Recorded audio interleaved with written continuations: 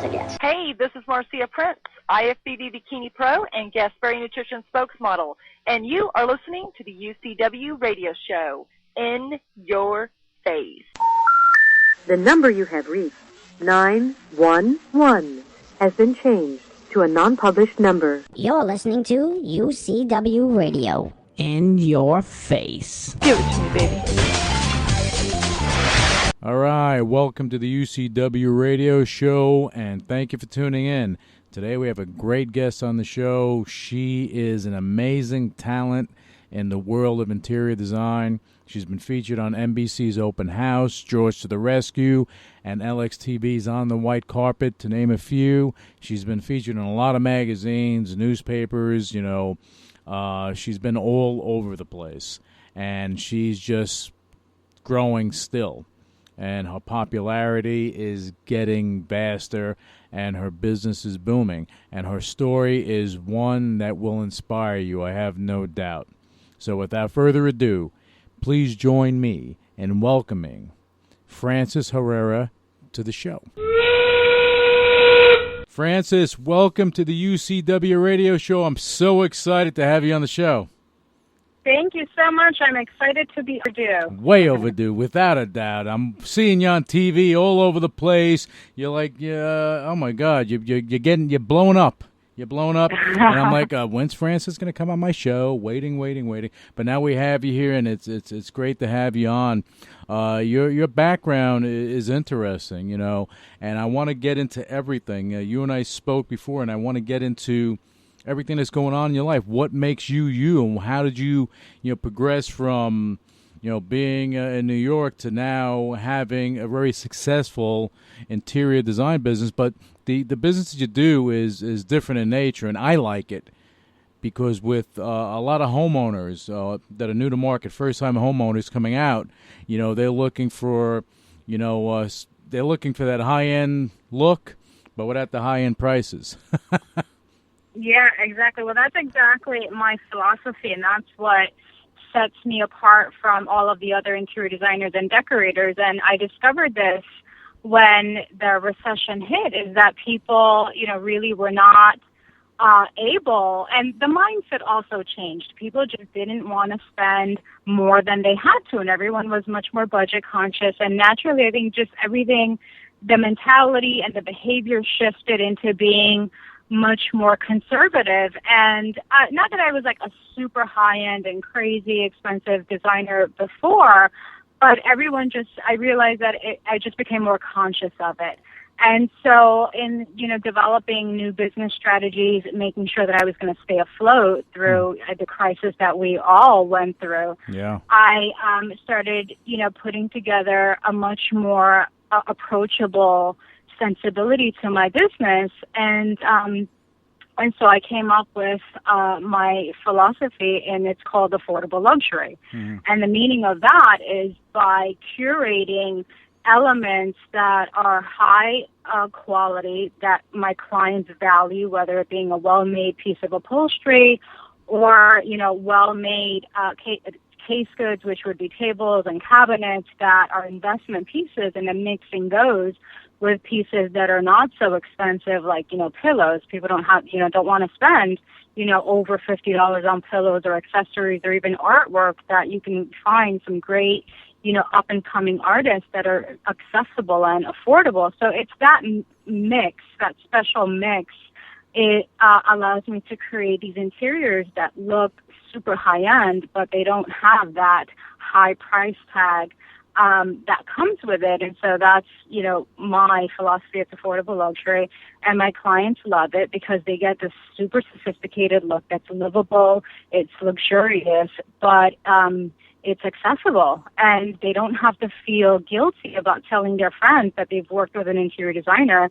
Instead, they brag. They're like, yeah, we worked with this great, talented girl, and she was amazing, and she helped us all do it within, our budget, and we never felt intimidated, and she never made us feel bad, and she, was very, cautious with our money and very caring. So I think that's really what sets me apart, but I think that's also what makes my business successful, is that, you have to just be, malleable to the times and be able to switch gears when there's a change, whether, with the economy or with whatever the case is you really have to kind of be diverse and be creative in how you market yourself and you position your services and your business. So that's one element of what I do. And then in addition to that is, developing a niche where after I came up with my affordable luxury philosophy and sensibility is then figuring out ways to let people know what I'm doing. And by that, I started doing my makeover, showing people how you can easily transform a space without breaking the bank by just repurposing things you already have, bringing in accessories that, bring in life to a room by colors and textures, and then adding luxurious elements through the use of accessories, which are not very expensive. So you can have, a space that you may have decorated 5 or 10 years ago and then just give it a brand new look without breaking the bank by just bringing in just a few key pieces, some artwork, some pillows, some trays, a throw, some decorative elements, and then end up with a brand new room for, a portion of, of what it would cost you to go into a showroom and, buy everything brand new. So, so that's a lot of what I've been doing on TV, and it's been well received. People love it. But that's the thing. Your uniqueness is what draws people to you. Because look, I can't do it, but you can walk into a room and you can something that can be like dullish or doesn't look up to standard. You can look at it and say, "Wow, I can do this," and all of a sudden make some magic. That's a talent. That's a talent. I can't do it. And that, I guess that is what has drawn, producers to actually put you on TV. Yeah, well, it is. It's something, it's a skill. It's also, years worth of looking at rooms and working in different spaces and experimenting and seeing what works and just following also what's happening in fashion and just looking through travels. I've collected a lot of ideas. My strengths come from everywhere. I can't say that I was born with them. It's something that I've acquired through admiring other designers, through admiring different artists, through my travels, through my life experiences. Every year as a designer and as a human being, I become much more dynamic, and my thoughts become clearer, and my sensibility of mixing elements, also my personality now, as I'm getting more mature and with working with so many different clients and so many different personalities and people from so many different cultures. You just get better as a human being. You get better, and you just have to always be open to new ideas and working with people who have different budgets and different spaces. So I never shy away from a small project, and I also definitely don't shy away from a big project that could be very, very challenging, because you always take something away from it, and ultimately it just makes you a much more better business person. And in my case, it makes me a better and stronger designer. Let me ask you this. Now, right now you are where you are. It started somewhere. How did you get involved in interior design? Yeah, it's a very long story, but I actually went to the Fashion Institute of Technology. I was going to say that. I was going to say, you're there on 28th and 7th. All right, FIT. Yeah, my I know. alma mater. Yeah, it's a fabulous school. I recommend it to anyone who has any interest in fashion, interior design, and the arts. It was an incredible school, and for being a state school, the academic structure is the best. I don't want to compare it to like Parsons and Pratt, but for the money, I got the best education that I can't even imagine. And people gloat about it, but I said that the professors are very loving. I made some amazing friends. But that was a long time ago. So yes, I went to FIT, and I went because I thought I was going to be a fashion buyer. That's something interesting. Most people go to FIT. I'm going to be a designer or a fashion. I'm going to be the next Donna Karan, and they go with that thing in mind. But exactly. But for you, you twisted it to make it work to your advantage. Yeah, well, I thought I wanted to be a fashion buyer because I am from a Latin background, and being Latin, typically we're, all raised by our abuelas. So I was raised by my grandma, and my grandmother was a tailor and a seamstress, and she was a pattern maker. She worked in the fashion industry, so she was always my mentor, and she was my role model. And as a child, I was sewing her buttons and ironing her fabric and cutting her patterns. So naturally, I went to FIT thinking that I was going to go into buying because I just had a passion for fabrics and colors and putting things together. And my grandmother is like this incredible fashionista. As a result, I ended up, inheriting a lot of those traits. So I went to FIT, and then once I graduated, I worked for the largest menswear company in fashion, Phillips Van Heusen, and I was with them for about 3 years. And I was in licensing and public relations. And I loved what I did, but at one point, I just realized it wasn't creative enough for me. And I'm very ambitious and very stubborn, and things weren't moving as fast as I wanted them to. And I kind of found myself in a crossroads where I was young, and something didn't feel right. So I just decided to go back to FIT, take a few more classes, and just kind of see if there was something else I can shift into that was more fulfilling for me. And I just stumbled upon an interior design class just because it was the only class that happened to be open because I was registering so late. And I thought, okay, this could be fun. Let me just take it because, I just need to do something just to at least be a little more creative. And I took this class, and I loved it. And I discovered that I was really good at putting together fabrics and putting a room together. And I loved the rendering aspect and the creative aspect. And I loved going shopping for fabrics. And then I discovered furniture showrooms, and I loved that aspect. And then I just even loved the personalities of the people that were in interior design rather than in fashion, because they are different personalities. Like a person who works for a fashion company and a person who works for a furniture company, they're two completely different personalities. So I realized, and then I suddenly found what I was looking for. So then I just, on a whim, being stubborn and being ambitious, I decided to quit my job in fashion, and I wanted to go to Europe for the summer. So my friend came along with me, and we toured Italy and France, and I came back to New York so inspired, and I just, rounded up a few of my friends. I begged them to let me, do some space planning and some, DIY in their spaces and take some photos. And I had a friend who at the time was a graphic artist, and I, had him do a business card for me and some brochures. And then I got gutsy, and I took out an ad in the New York Times, and my phone started ringing.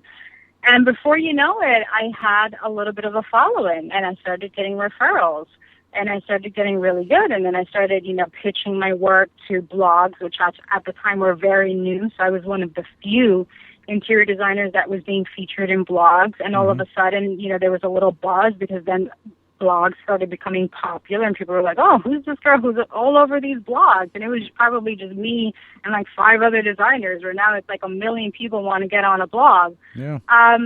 So that's my story. Well, let me ask you this. When you decided to, hey, I'm going to quit my job and I'm going to go to Europe, I want to hear what your mother said to you when that happened. My mother is an adventurer, and I think I get a lot of my spunk from her. And as a child, my mother and I traveled all over the world because my mom was a single mom, and she had me very young, and she was a working professional. So, luckily we had the income to travel, and she, is an adventurer. She's super spontaneous. So as a child, we traveled a lot, which is where my passion for travel comes from. So when I told her, the quitting my job was not surprising to her because she knows that, I follow my heart. So that was not surprising to her. But when I told her I'm going to Europe for the summer, she was like, oh my God, I'm so happy for you. And then she goes, que Dios te bendiga. She was like, may God protect you. Because I was as young, how old was I? I was about 21 years old. I was this young girl going to Europe with my friend who was about the same age, passport in my hand, didn't know, where I was going. We just knew we were going to fly into Charles de Gaulle Airport and then from there catch a train and then, we were just going to go on an adventure. But I was always very mature for my age. And she knew I had a good head on my shoulders, and she was like, well, there's my girl. She's just going to do her thing, and, let's see what happens next. Well, your mom must have knew. She must have knew that you were unhappy with things and with your career the way it was. Well, I wasn't really unhappy. I loved what I was doing, but I just felt like something was missing, and I just felt like I wasn't really using all of the creativity that I had where I was at that point in my life. I knew that I could be doing more because I wasn't being as creative because I was in a licensing and public relations role. So I wasn't working with the fabrics. I wasn't, curating collections. I wasn't traveling as much as I wanted to. Realistically, it was a cubicle job, right. And I don't have a cubicle personality, so it wasn't really fulfilling. But nevertheless, while I was there, I had amazing opportunities. The gentleman that I worked for was very, very supportive and taught me so much till this day that I look back. And I'm like, oh, yeah, I learned that from him. And being young, to be molded by, such a very smart man and working for one of the top fashion companies in the world was a great experience. And I think actually that's where I got my passion and I got the drive. And I realized, okay, I'm in this company, so I must, I must have something. Mm-hmm. I must have, skill, and people see something in me. So I guess I felt like, the world was my oyster, and I just went after it. So yeah. So I wasn't miserable, but I have to say that I made the right move. We'll use the word unfulfilled, and I wanted to correct myself because unhappy is different than unfulfilled. You can do something and enjoy what you do, but when you have something missing, because I know exactly what you're talking about, there's just that one thing that's missing that's not, the pieces of the puzzle weren't coming together for you at that moment. Exactly. I got it. I want Ben Husen, want the company to understand that this is what we're talking about, that you were unfulfilled. Yes, I was unfulfilled. No, but then you learned a lot from your mentor, and he gave you a lot to work with and for you to take on to your next step. Exactly. Yeah, he definitely set up a really nice platform for me with everything that I learned from him. And yeah, it was a great foundation, and it was great to work for a big company because I developed, strong self-esteem and a lot of confidence. And like I said, it was very mature for my age. So I guess that's kind of where, I felt that I was going to be able to, bounce back up after leaving them. And sure enough, and luckily I did. But I had a lot of drive and a lot of passion, which I still do. And every year, things get better. So it's definitely just following your passions. And when you get that, little message in your head of something telling you something's not right, there's something else you should be doing, I really feel like you have to follow it because there is something on the other side of that, and that message definitely is not something to ignore. I think everybody at some point in their life has that. Some people call it a midlife crisis, some people call it an awakening, some people, there's so many names for it, but it's, it's that intuition, and you really do have to follow it, because if you follow it and you have passion and perseverance and, ambition, things do end up falling into place. I call it being inspired. That's when you inspire yourself, because you begin to get clarity with everything that you have around you, and you say to yourself, wait a second, I can do this. And then you go for it, because a lot of people, in my opinion, you have a lot of dreamers, and it's okay to dream, but you have to put action in motion to start living your dreams, whatever they may be. And that's exactly what you did, and I commend you on that, because you just went for it. You just went for it. There was no stopping, just bing. You just went and you got it done. That's great. So when you came back from Europe, you just decided, were you thinking about this when you were in Europe, putting everything together?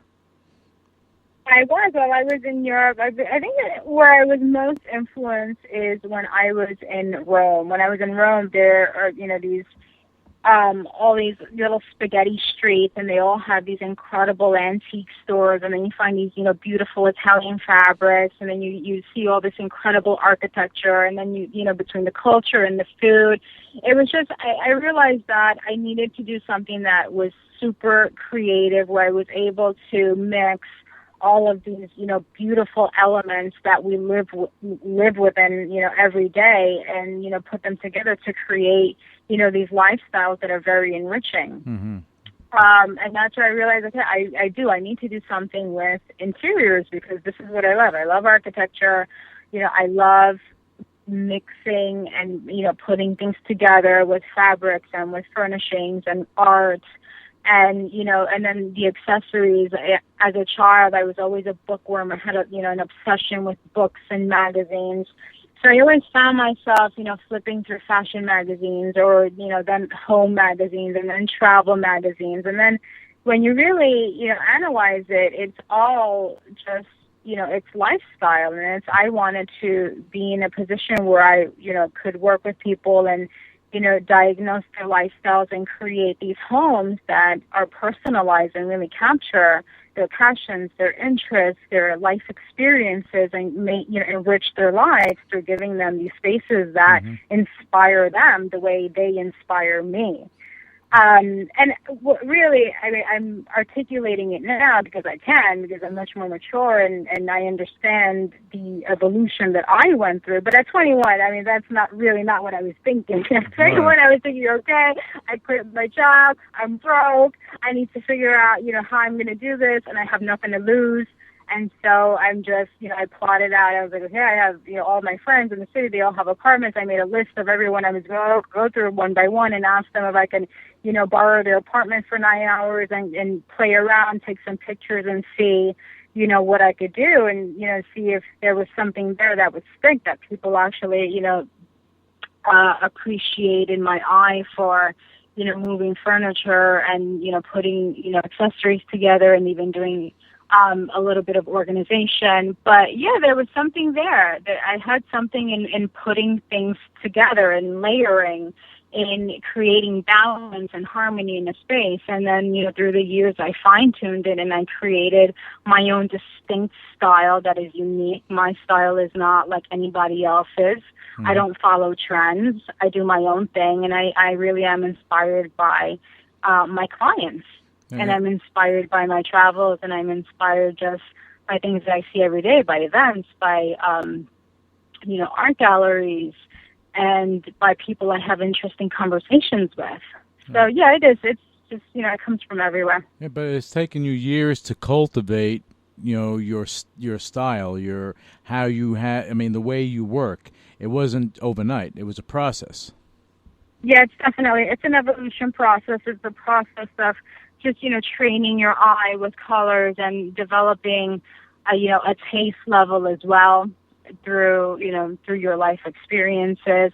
And then, just absorbing what's going on with trends, and what's going on in movies, and what's going on with travel trends, and, color trends and materials. But yeah, you figure out what, the things that you love, and you figure out, what, drives people, and what motivates people, and what makes people happy. Mm-hmm. And then you kind of, you create these, spaces through, just analyzing people's lives and figuring out what it is that moves them and that makes them happy, what pleases them. I think a lot of people have a misconception that, when you think interior design, let's say they have an apartment, they buy a house, and somebody says, well, you should think about getting an interior designer. They're like, oh my God, that's going to be millions of dollars. Some people have that misconception. They freak out because they don't know what it entails. Granted, there are people out there that charge a lot of money for very little.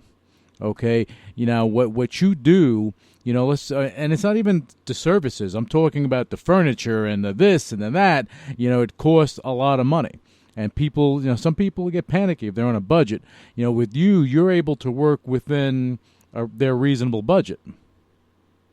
Yep, but that's what. That's my philosophy. It's affordable luxury. So, like I said, it's a process in meeting with the clients and determining what their needs are and what their goals are. And then once you know what their needs and their goals are, is putting together a strategy to help them achieve their goals based on whether it's a space that has spatial issues or storage issues, or if it's a space that's dark and they want it to feel like light, bright, and airy and inspiring, or, any challenges that they have in the space, figuring out what's working for them, what's not working for them, and then coming up with a budget that is, works for them, that's reasonable for them, and that they feel comfortable with, and then working with that on, mixing pieces with what they value in investing on. So some clients value in investing on, well-made upholstery, maybe because they have kids, or they, want to invest in a piece that, they're going to have for 5 to 10 years, rather than, replacing a chair in, 2 years because it gets lumpy or the cushions start to get flat. So it's just determining where they, value putting their money, because ultimately, my service it's a luxury service and it's an investment, but you also want to be able to do it at a sensible price where it's accessible, because interior design should be accessible. Everyone should be proud of where they live. They should live in a space that inspires them. They should feel proud of just working long days, or the stresses that we have in living in the city and coming home to a place that's a sanctuary. And I want to be able to, change people's lives through my art firm, which is interior design. So I do it in a way that is, accessible, it's affordable, and just, determining where they want to put their money, the things that they value. Some clients, like to switch up their look every 6 months or with the seasons, and so we put the money on, the basics and the classic elements, and then we are very savvy with our shopping, with, bringing in the color through accessories so that seasonally they can change it out, or every 6 months, or whenever they like, and also rotating things throughout the rooms and repurposing things that they already have, like maybe, a desk that they inherited that's been living in their bedroom. Let's pull it into the living room now and use it as a console, or let's use it as a bar or as an entry table, and just being clever and just sensible also to the things that they love, and not, just because they've had something for a long time, not, saying, oh, okay, this is old, let's just, start fresh. But it's, it's acknowledging things that are special to them and incorporating those into, the new design and the new schemes as well. So that's kind of how we're able to create these spaces that are affordable, but still look very high-end, and it's, that special mix and that sensibility of mixing high and low pieces. And I'm sure, and again, I don't think I'm wrong, but if I am, correct me, but I have a feeling that the refurbishing of, furniture that someone's had for a while, that type of concept, I'm gonna say that your grandmother had an influence on that. For sure. Okay, because I know that because my mother does the same thing. She does the same thing, and I know. So with taking furniture and just refurbishing what she has, but then you come back and it's like, oh, did you buy a new chair? Oh no, I just redid the cushions and did all this stuff. Oh, okay, looks nice. Yeah, for sure. I actually went to visit my grandma not too long ago, and she has had this mirror that she bought in her travels to Europe. I believe it's from Spain, and it's this enormous gilded mirror. It looks very Baroque in style, and I remember as a child it used to hang above our sofa. And throughout the years, I've seen that mirror go from my mother's apartment above her sofa. I've seen it go back to my grandmother's house, go above her china cabinet. And up until recently, when I went to visit her, I saw that she had put it above her bureau, her dresser in her bedroom. And I'm looking at it and I'm laughing, and I realize I'm like, this is exactly where I get it from. I get it from her. See? Probably as a child, I must have seen her move around. Probably her, sewing machine. She must have moved it from her bedroom into the dining area because maybe that's where she needed to, keep an eye on all of the kids. And then she probably moved it into the living room because maybe it was the summer and she loved the breeze that season, and subconsciously I must have picked it all up. I think and you did. now, this is what I do. Yeah. Yeah, and then talking to you now amazing. about it, I'm like, yeah, I know this has come from your grandmother because, as I told you, I see it. I saw it myself in my own life. It's like, aha, I know.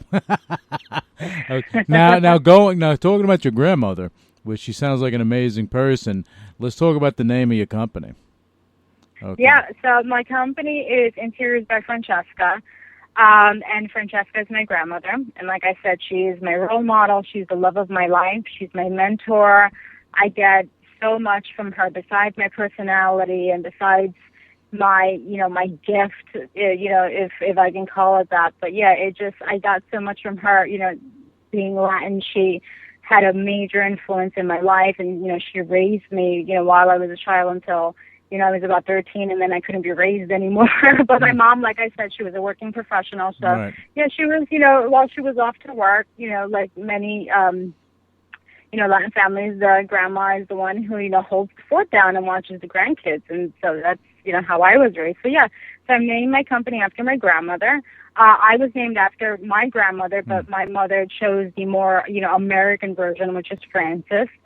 But yeah, I had to give props to my grandma, and I had to, always remind myself that I am where I am because I, as a child, I was under her skirt, watching her sew and seeing her struggle as many, immigrants did at that time. And she always, had a smile on her face and was very loving and giving. And she was an incredible role model for me. Oh, So I needed to acknowledge that, and and she's very proud of me now, and I feel like, a lot of my inspiration comes from her. I mean, she is my inspiration, so it was only natural that I named my company after her. Yeah, and then she sees you on TV. She says, you could have did that a little better. You could have changed that a little bit. That would have looked nicer. But she definitely always comments on my outfits because, like I said, she's a big fashionista. I mean, she really has an incredible fashion sense, and I think I get a lot of my swagger from her. So sure enough, she always comments on my outfit, and she's always like, "Hey, mijita," she's like, "You look so beautiful on TV." She's like, "I love that shirt you were wearing." Yeah, that she taught you, don't leave the house without makeup. You always have to look good. You always have to look good. I know. That's right. I know. That's right. All right. On that note, we're gonna, I'm gonna send your grandmother a big hug on the show. So just, if she's listening, pretend that I'm hugging you because I think you're amazing. What we're going to do, we're going to take a quick break, and we're going to be back with you, Frances, and we're going to talk about how you got involved in your TV projects because that's going to be the second segment. We're going to get into that, and we're going to be right back on the UCW radio show with Frances Herrera, Interiors by Francesca.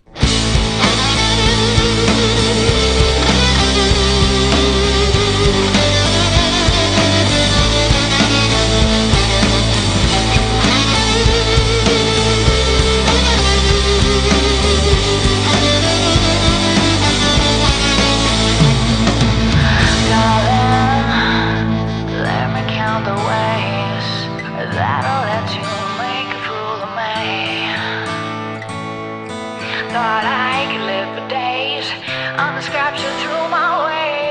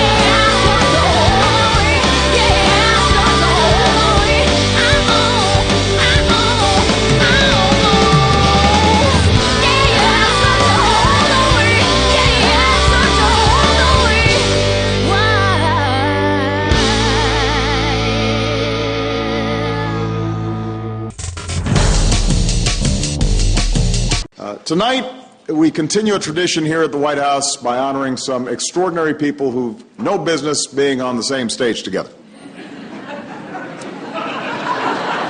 We've got Buddy Guy sitting next to Dustin Hoffman. We've got Dave Letterman alongside one of the greatest ballerinas of all time. I don't think Dave dances. All three living members of Led Zeppelin in one place.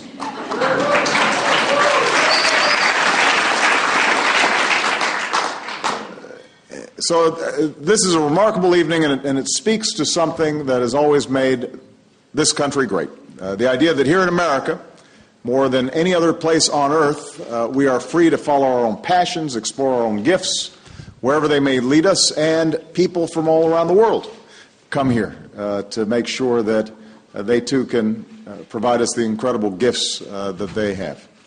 Tonight's honorees didn't just take up their crafts to make a living. They did it because they couldn't imagine living any other way. And that passion took each of them from humble beginnings to the pinnacle of their profession. And tonight, in the People's House, we have a chance to say thank you.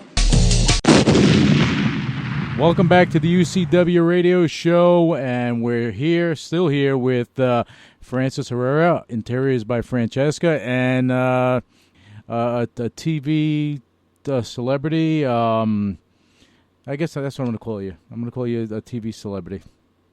That sounds good. I like that. And the reason I'm saying that, because we're going to talk about your TV stuff. Well, you actually are, because you're all over the place, and you have been, for some time, and you're definitely recognized out there by people, because I mean, let's start here. How did you get involved in television? From interior design to television.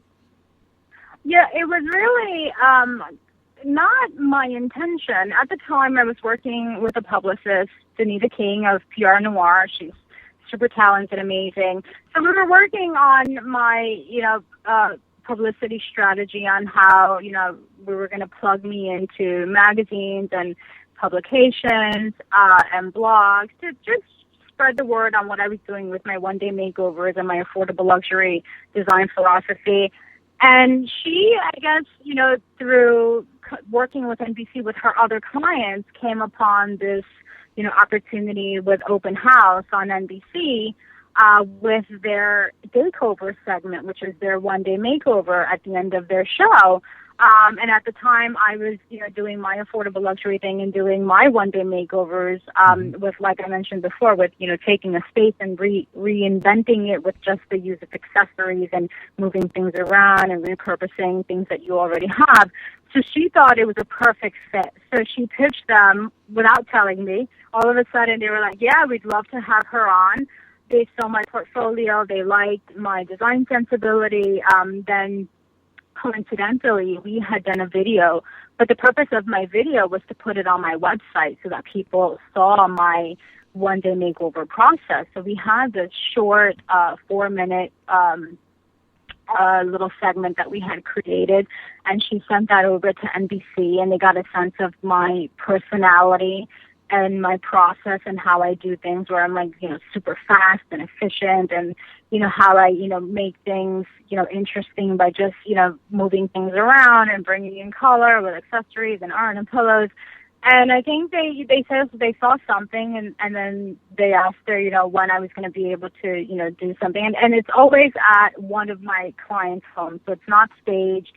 It's not, set up. There's no script. So luckily, within a few weeks, I was going to do a one-day makeover at my client's home.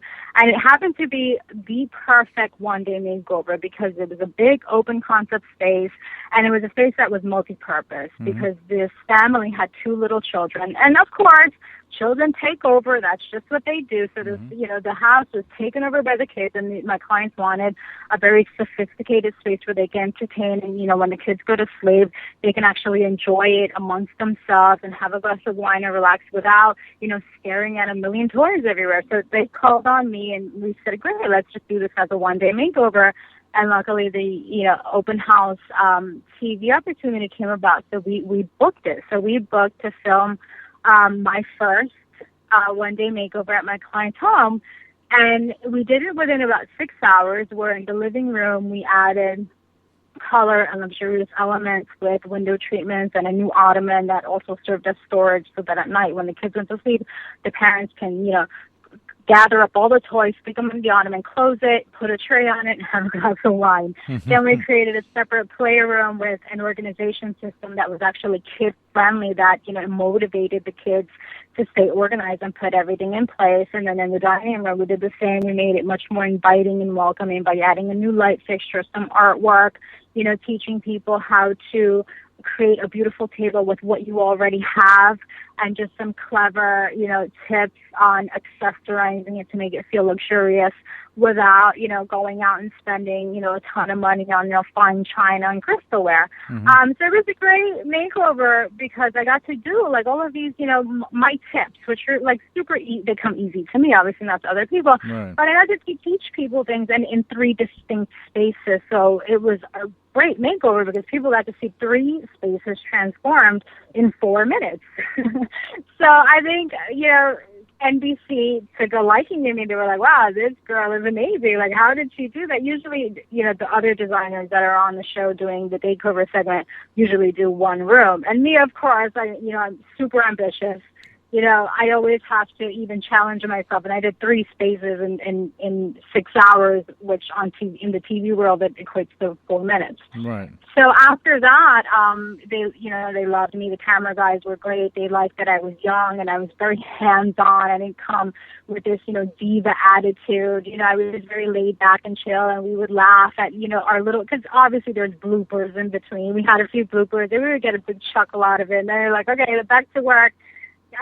So it was a lot of fun, and then I discovered that I actually loved being filmed, and I realized that my personality was great for camera, and then I started developing this fan base. People after the show were emailing me, and I got calls, and not even calls for business, but just people calling saying, hey, I loved what you did on that show, and that's it. That's all I wanted to say. And I got the same emails, and I'm like, wow, this is really awesome. I kind of, was a little starstruck. I was like, wow, people actually like me. They like my tips, they like my sensibility, they love my camera personality.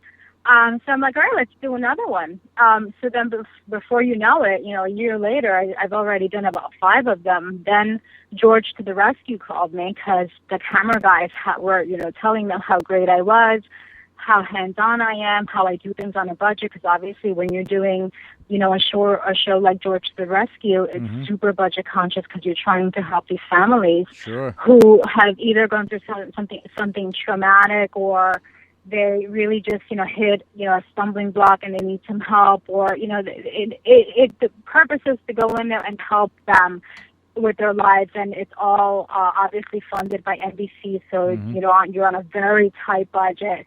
And they call me because they're like, yeah, call that Affordable Luxury Girl. She can do it. And she's there on camera, and she's super fun to work with.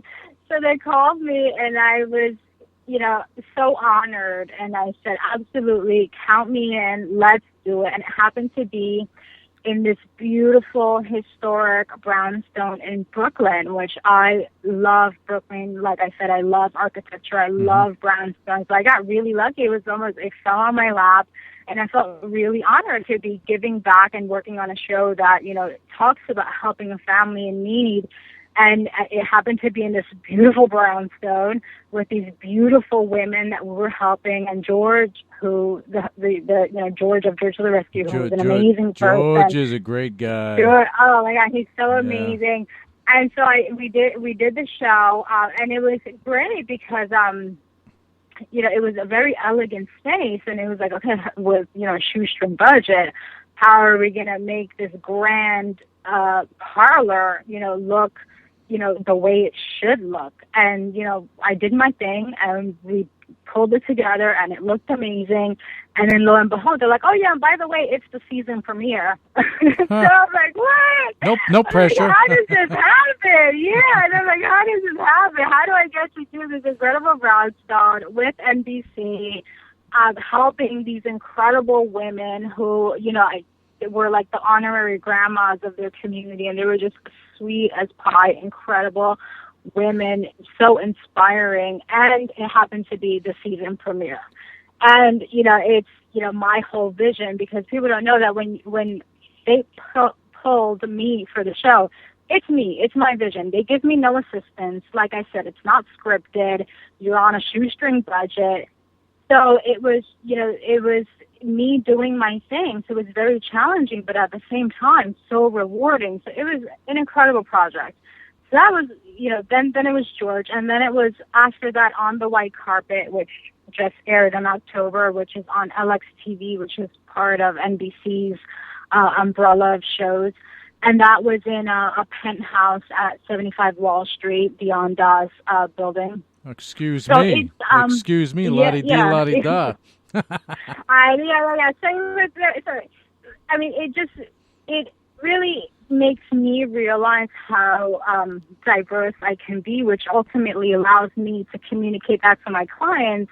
And yes, I can do the penthouse, in downtown Manhattan. I can also do the brownstone in Brooklyn that, has been begging for some TLC for, a really long time on a shoestring budget. And then I can also do those, super challenging spaces with children, with, parents who have these children who, the kids, need a play space and they love their kids. And so they let their kids, take over the space. And then, but still at the end of the day, it can also be their sanctuary, and it can also be a sophisticated space where they can entertain, when the kids, have gone to bed. So it makes it more diverse, and then it allows me to showcase my sensibility and my diversity and how sensible I am and how I can switch gears quickly. And people get to see me doing my thing on TV. Right. So it's pretty amazing. It's been great. So now we're working on some new stuff. I'm trying to now develop it even further. And maybe hopefully, either have my own show or become a spokesperson or just, we'll see. We'll see what happens in the future. But I've been very blessed with all these opportunities that have been, offered to me. And luckily, I never turned down an opportunity. I always figured out, how I can make it work. And fortunately, in doing that, things have gone great. And now, I am where I am. So, one of the things that is important is that whenever opportunity knocks, make sure you open that door and just do the best that you can and just really put your best foot forward and create that wow, because that impression that you leave on people, just working with Open House from that first day till where I am now, always, being that hands-on girl, coming in with a smile on my face, not having the diva attitude, working with, shoestring budgets is, just, you have to, be a human being and just try to push it to the limit, be as good as you can be, outdo yourself every single time, give people more than what they expect. And you'd be surprised, how successful you can be by just, doing that, and also without any expectations either. No, and for you, I know that your grandmother, pretty much raised you until you were about 13, you said, but that drive, that you have a hustler mentality, that you have to keep hustling to make things happen. And I know growing up, you probably saw your mother working and doing what she had to do, hustling around to make things, to bring home the bacon, so to speak. Okay, so that kind of like, I again, my view is that seems to me that had a big influence on you as well, along with your grandmother's influence. Yeah, definitely. And also, definitely my upbringing, definitely being raised by a single mom, and being raised by my grandmother, and just, with my mom always said, you have to work hard to have nice things in life. And my mother has, a very cachet sensibility in the way she likes to do things. So like I said, she loves to travel. She always loved fine dining. She, at the time in the 70s, you can kind of call her a disco queen because she was a single mom. So on the weekends, she would go dancing with her friends, and she always had a brand new dress on with brand new shoes. And, she was always at, the cosmetic counter getting, the brand new shade of lipstick. So I got to pick that up from her, too. And I always wanted to live a really nice life. I didn't want to sacrifice. I wanted to continue traveling and continue exploring and going on my adventures. So I knew that I needed to work hard in order to live the lifestyle that I wanted and not have to depend on anyone, watching my mom raise me on her own, not having to depend on anyone, and also, having that spice and that fire and that drive. So yeah, I knew I needed to work hard, and then also being an entrepreneur at such a young age, knowing that, I had to pay rent, and I wanted to travel, and I wanted to live, I wanted to find other things in life. So that also was, big motivation for me. And also just being well-rounded, and also, always trying to, educate myself, and like through reading in magazines and being very observant, and living in New York was an education in itself, having all these incredible museums, at arm's reach, having all this culture around you, all of the, neighborhoods we have that are, filled with, things from all around the world, and all the amazing restaurants we have, and also having a fashion background and being, around all of these, luxurious products and this luxury lifestyle. That was all, big factor in molding me into the, person and business person who I am today. So yeah, it's all an evolution. I think everything had a big part in where I am today. So I can't really attribute it to one specific thing. Right. But I guess it's just being really open-minded. And taking every opportunity that is given to you and just running with it. But I also think that if you do, and you do love what you're doing, so if you're doing that, I think I want to take the word work out of the equation, because you're doing something you love. So you're actually, living a more fulfilled life by doing that, because it doesn't seem like work when you're actually going to work, but it's not actually work. Right. No, if that makes any sense to anyone, but if you do something you love to do, it's like, it's a part of your life. You're going in there, you're doing what you love to do that makes you happy.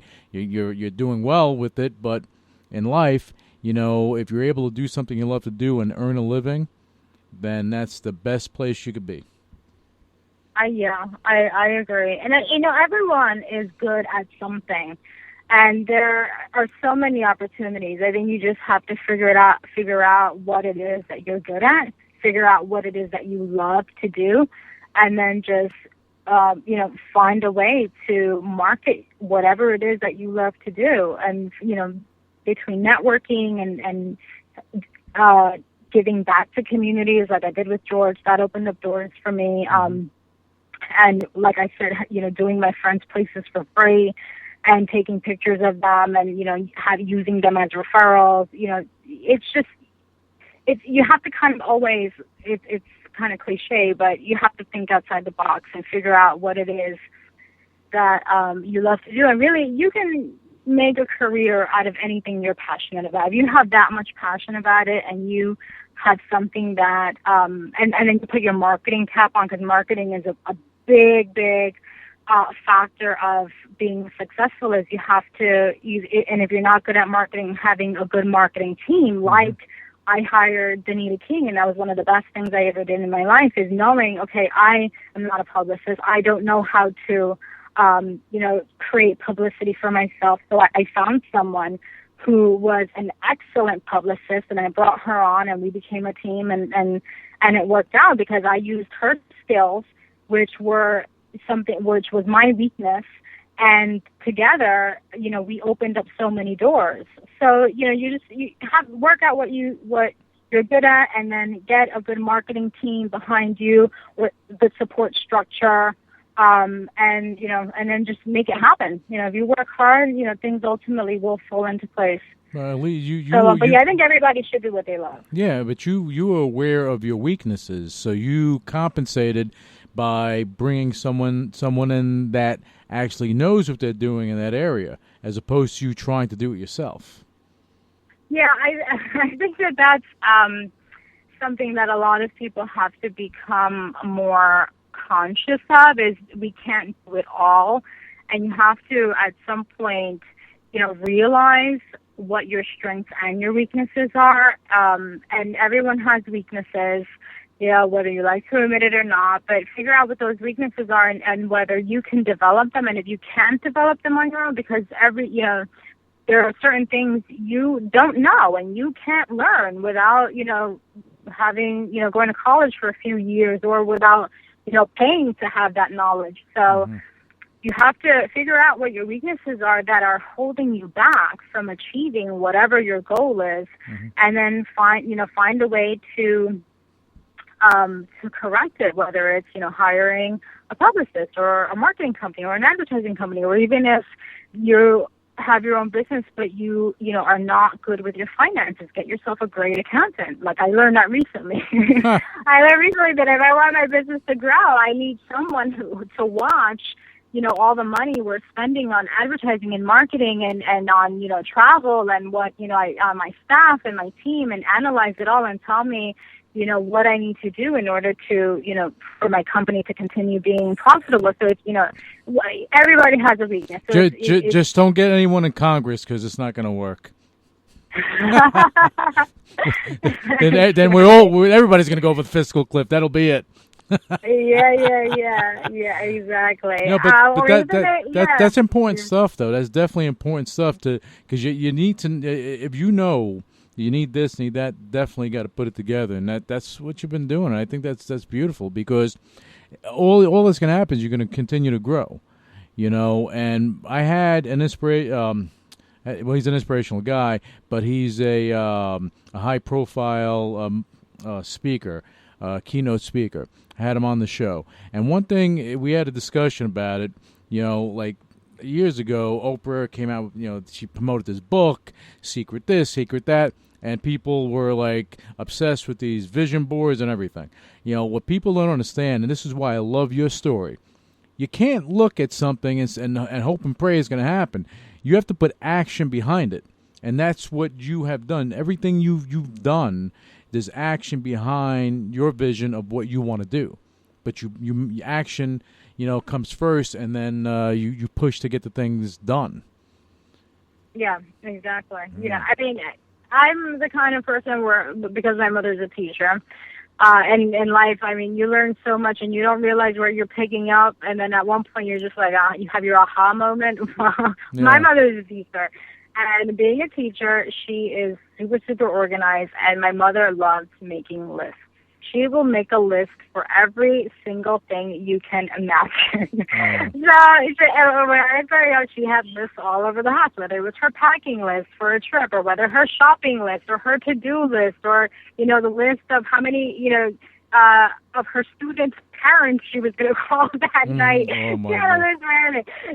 So I am also a list maker. Oh. So my point of this is that I'm, constantly every year, every month, every year, every week, every day, I make lists. And the most important thing is for you to list what it is you want out of life. And by that, I mean you list your goals, right, whether they be weekly, monthly, yearly. So that's what I do. I list my goals, and then right next to my goal, I write down, how can I make this happen? And if I can't make it happen, who can help me make this happen? And that's how you determine and you identify your weaknesses, and that's how you identify who can you have as your part of your support structure to help you do it, whether it's a friend who's good at finance, or a friend who knows someone who, it works for a blog, or whatever the case may be, or someone who, can, open up the door just a little bit for you, and then you can break through it on your own. So I think it's critical for you to always be conscious of your goals, always work on it, and never, dismiss something because you can't do it on your own, or you don't have the knowledge, or you don't have the will, or even you don't have the money. Because, if you are passionate and you are able to convey that passion to someone who is willing to listen, you can make it happen. You just, don't be afraid to ask for help, and always, do the right thing and be helpful to someone, and that will come back to you. Maybe not directly from that person, but, it's karma. You put out good energy, and that good energy comes back to you. So I think that also is, one of my, major mantras in life. Yeah, well, and it has definitely helped me. Well, you're definitely a pay-it-forward type of person. That I do know. And the listing is good because, it makes you accountable. Yeah, exactly. Yeah, and that's a big thing, because if you're, accountability, and and I made a joke about Congress, but even in Washington, if there's accountability for things, then you know what, someone has to pay the price for X, Y, Z. So if you're writing these lists down, you write it down. You just may be looking at it yourself, but you look at that list, and if you don't have action to go achieve those goals, you're going to look at that list later on, and you're going to say, "Wow, I didn't do that. I'm such a loser. I didn't do it. I couldn't do it. I should have did it, but I didn't do it." And you start, kind of beating yourself up. So you make yourself accountable, and I think that's a good way to achieve those goals. I like it. Yeah. Yeah, there you go. I like it, and I know, I guarantee you that earlier in the show when you were talking about your mother writing the list, I know she was like she's going to be looking at you, rolling her eyes, or thinking about it. Saying, she's going to be like, I know.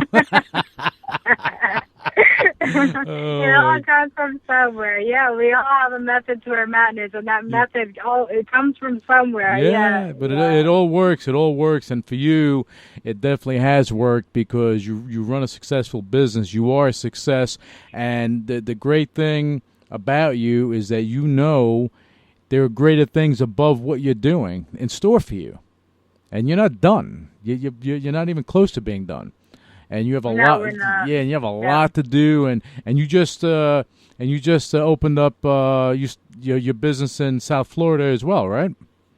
Yeah, my husband and I have been talking about moving to South Florida for years, and unfortunately the recession hit, and it hit New York, and it happened to hit Florida, threefold. So right when we were ready to make the move about 4 years ago, things got really bad down here, so we held off, and so we decided to stay near. And ironically, my business all of a sudden started to skyrocket, and I think it was because I switched gears and I, focused on how to make my services more approachable, and I, lowered my rates, and I came up with a different, fee structure.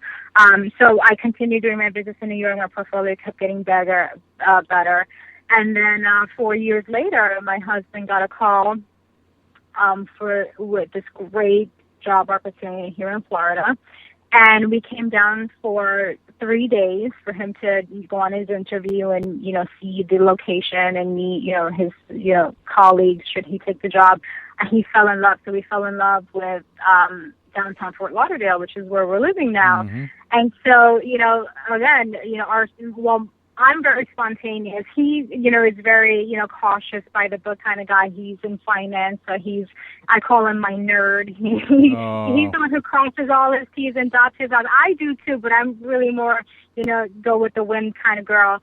But, I guess, throughout the years, and I think he also, knew that I always, wanted to, like I said, live under a palm tree. And so he got this incredible opportunity, and literally within 2 weeks, the moving truck was packed, and we were driving our car to South Florida. So we've been here now since September. Okay. And it's still very, very fresh and very new. So I still have my business in New York and my team in New York, and now I am developing and cultivating my business now here in South Florida, which is wonderful in many ways. One, because I am of a Latin background, so I grew up, spending my summers in Puerto Rico with my other grandmother, and like I said, I grew up traveling with my mom, and we would, always travel to islands and coastal towns, and so Florida always felt like a second home to me, because even as a child, we would come to Florida a lot because I had an aunt who lived here, and Florida, is very tropical, and it reminds me of Puerto Rico, and there are a lot of Latin and Hispanics here. So, I feel alive when I come to Florida. So for that reason, I always wanted to be here. I love the warm climates. I love having my feet in the sand. So when the opportunity knocked, my husband knew that it was going to make me happy. So we jumped at the chance, and we just took a leap of faith, and we moved down. So, so now I'm developing my business down here, and my goals for Florida are to, continue, working on establishing my business and my brand, which is Affordable Luxury, and my company. But in addition to that, I'm looking to, develop a niche for the Latino community, because there really isn't a, Latin celebrity interior designer. So there's such a great opportunity in the market. And now I'm here, and now I'm like, okay, wait a second. I mean, this is my time. Yeah. So this is what we're working on now. So there are a lot of things in the pipeline. Here I have an amazing advertising company that I'm working with, Brain Switch Advertising. And we have some great things on my goal list that we're working on. And, 2013 is, a year that there are going to be many, many exciting things. So I'm really looking forward to it. I think this is the best move we ever made. And I definitely feel on top of my game, and I'm feeling very inspired. Yeah, I like inspired. I like it. And your husband seems like a nice guy, to think about you and say, okay, this is going to make you happy. But, hey, you know what? He needs to understand, too, the happier you are, the more successful you're going to be, the earlier he can retire. Yeah, exactly. And also funny, and it's funny how life occurs. But a week before we moved to South Florida, I found out that I was pregnant. So now we are expecting our first child, and we're going to have a Floridian baby. And I found out last week I'm having a girl. Congratulations! I know you because I saw the sonogram. And yeah, that's my baby girl. That is very cool. I want to congratulate you on air. So congratulations! Yay! Thank you. Yeah. So not only am I here, I'm establishing my business, which is my first baby, and now I'm having my second baby, which is my baby girl, just in time because we're about to get busy, and so now I have a new team member. All right. And now I have my new right-hand man, and she's probably going to be raised the same way I was raised, under my grandmother's skirt, probably helping me organize fabric. So it's a very sweet thing, and I'm exactly where I want to be, which is in warm weather, being inspired by, all new and beautiful things to take in. And in New York, we still have our clients, and business is still growing in New York. So it's the next chapter of my business and my life. So, I mean, it's been an amazing ride. Yeah, Florida and New York, just a different outlook on, the interiors of houses for sure, or apartments or whatever the case may be. Just a different thing. So... But I think that you're going to be very successful wherever you go. If you went to Alaska, you'd be successful. There's no doubt. And, the thing is with your kids, the great thing about you having your kids is that the child labor laws don't come into effect. Yay, saving money. I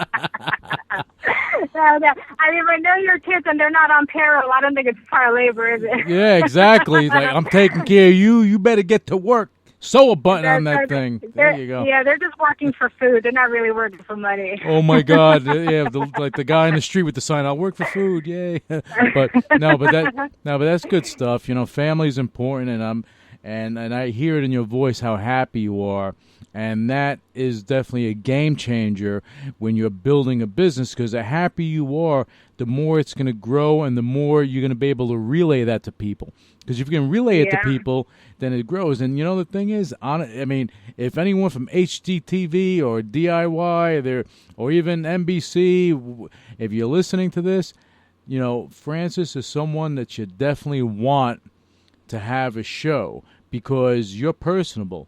You attract people, and people adhere to you on television. So why not do something greater? There are a lot of interior designers that have their own show. Why not you?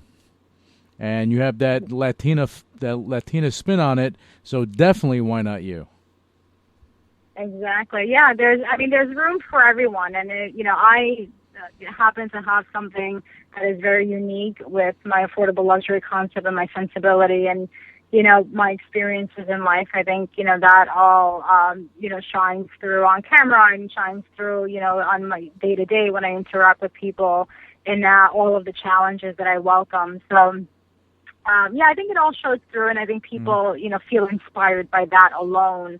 So it opens up a lot of doors, but I've been, very, very lucky with having a solid support system with my family and my husband, and just, always being very ambitious and a go-getter and being optimistic as well, and always, finding ways and, to make it happen. So we're working on a lot of new exciting things. So the most exciting announcement now is I am going to be featured this Sunday in the Miami Herald. They wrote a piece on my holiday decorating tips. Nice. So that's very exciting to anyone who is listening who, happens to be a fan of the Miami Herald.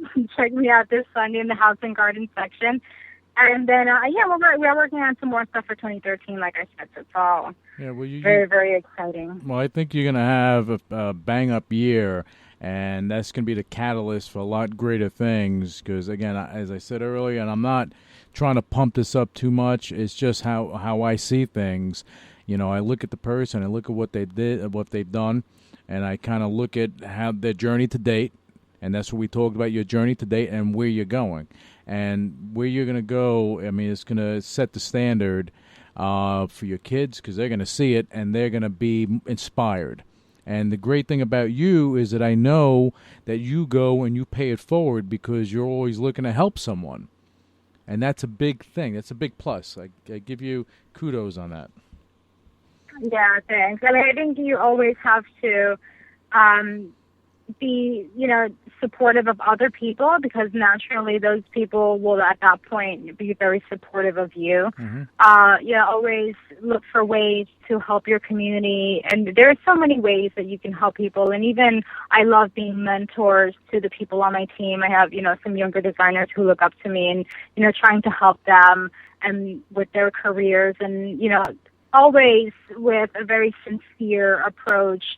But it always, it's all also very rewarding and just, it helps you evolve as a person. And I'm still very young in my career, and I acknowledge that. I don't think I'm anywhere near where potentially I could be. But, always, figuring out ways to make yourself better from a social standpoint, from a motivational standpoint, and just, trying to be the best that you can be. And if you can help some people along the way, there's nothing more rewarding than that. I think that's just more rewarding than anything monetarily you can, achieve.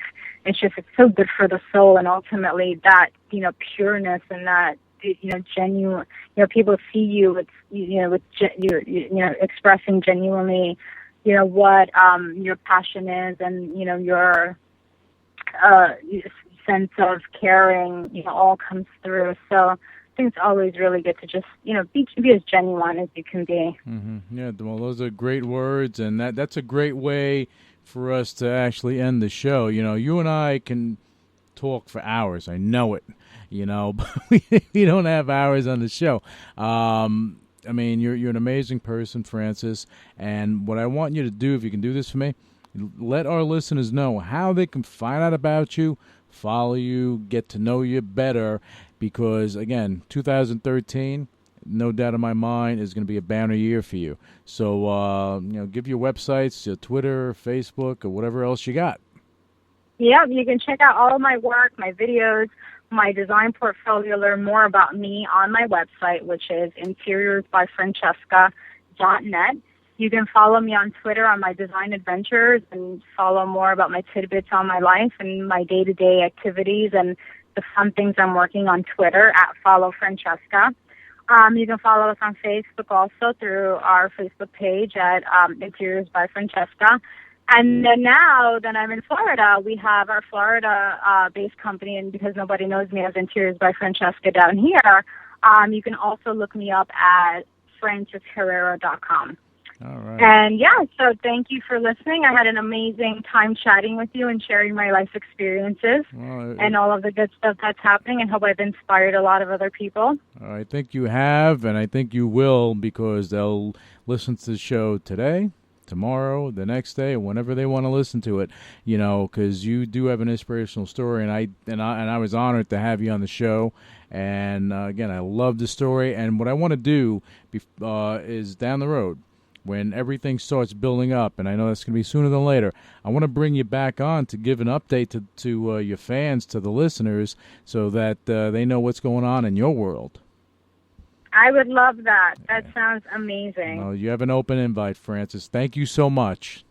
Thank you so much. I wish you a wonderful holiday. And I know we'll be in touch because, we shoot each other tweets all the time. Oh, but yeah. Sending you a big hug and kiss for the holidays and all the listeners. I hope you all have a safe and blessed holiday. And I look forward to catching up with everyone soon. Initiating shutdown sequence. You're listening to UCW Radio. In your face. What is your major malfunction? So let it be written. So let it be done. Ladies and gentlemen, my mother thanks you, my father thanks you, my sister thanks you, and I thank you.